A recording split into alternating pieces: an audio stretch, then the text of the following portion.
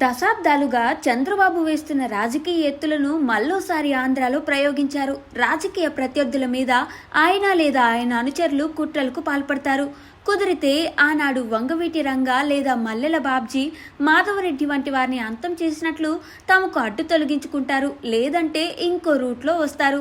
తాజాగా CM YS Jaganmohan Reddy మీద విజయవాడలో రాయితో దాడి చేయించిన చంద్రబాబే మళ్లీ ఆ దాడిని జగన్ మీదకు నెడుతూ ఎల్లో మీడియాలో వార్తలు రాయిస్తున్నారు.